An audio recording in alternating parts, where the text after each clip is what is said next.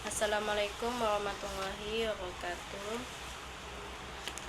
Saya akan membacakan soal-soal tafsir dari tugas ilmu tafsir. Yang pertama itu, jelaskan pengertian ilmu tafsir. Ilmu tafsir adalah cabang ilmu dalam agama Islam yang mempelajari cara-cara untuk memahami dan menafsirkan ayat-ayat Al-Quran dengan tujuan untuk menggali makna, hikmah, dan petunjuk yang terkandung di dalamnya. Yang kedua, jelaskan perbedaan ilmu tafsir. Ilmu tafsir adalah disiplin ilmu yang mempelajari metode dan cara-cara untuk menafsirkan Al-Quran secara sistematis dan ilmiah. Yang ketiga, sebutkan syarat-syarat bagi mufassir. Yang pertama itu akidah yang benar. Yang kedua, bersih dari hawa nafsu. Yang ketiga, menafsirkan Al-Quran dengan Al-Quran lebih dahulu. Yang keempat, mencari penafsiran dari sunnah.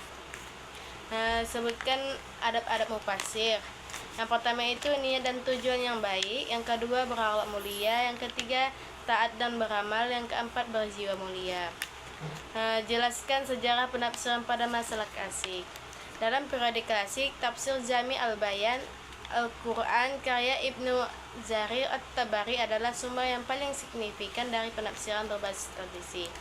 Yang soal ke-6, jelaskan sejarah penafsiran pada masa modern.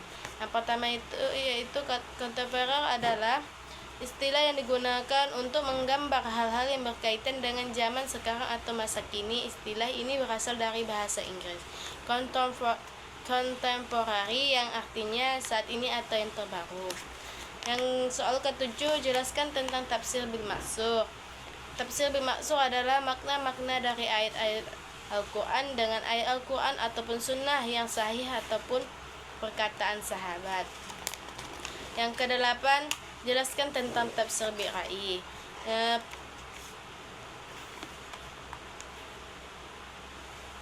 Pengertian mengenai Al-Quran dengan jalan ijtihad setelah mufassir terlebih dahulu memahami bahasa Arab dan gaya-gaya ungkapannya, memahami lapas-lapas Arab dan segi-segi mufassir, juga menggunakan syair-syair Arab jahiliyah. Dan 9, sebutkan kaidah-kaidah umum dalam menafsirkan Al-Quran.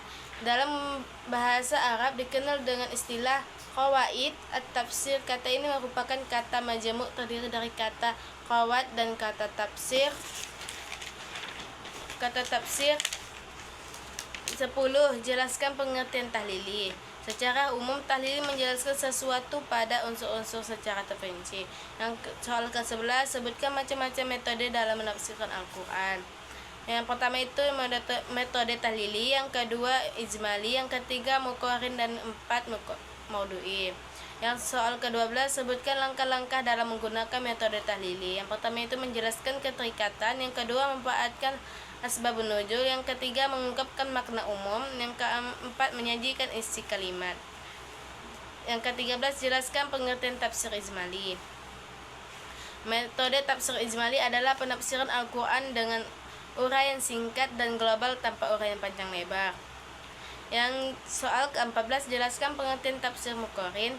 Muqarrin adalah bentuk isim fa'il dari kata korona, maknanya adalah membandingkan antara dua hal menjadi dapat dikatakan tafsir muqarrin adalah tafsir perbandingan. Yang ke-15, sebutkan macam-macam ilmu tafsir. Yang pertama itu sunni, yang kedua itu syiah, yang ketiga itu ta'zili. Yang ke-16, jelaskan pengertian maudhu'i. Metode tafsir maudhu'i adalah menafsirkan Al-Quran dengan cara menghimpau ayat-ayat yang mempunyai topik dalam kandungannya yang sama. Yang ke-17, sebutkan corak tafsir dengan metode analisa ilmu fikih. Yang tafsir berorientasi fikih. Kata fikih berasal dari kata faqiha yafqihi faqhan, yang mengerti atau paham sesuatu. Yang 18, sebutkan metode yang digunakan para ulama untuk mendapatkan Al-Quran. Yang pertama itu menafsirkan ayat dengan Al-Quran. Yang kedua itu menafsirkan ayat Al-Quran dengan melalui ayat. Yang ketiga itu menafsirkan Quran dengan menggunakan kaidah. Yang ke-19, jelaskan pengertian tafsir sufi. Secara etimologi berasal dari kata asyara yushiru isyaratan yang berarti memberi isyarat atau petunjuk. Yang ke-20 jelaskan kelebihan tafsir sufi. Yang pertama itu sulit dipahami oleh orang awam. Yang kedua itu rendah terhadap interpretasi. Yang ketiga itu kadang bertentang dengan tafsir yang berbaris teks. Yang ke-21 jelaskan tafsir filsafah.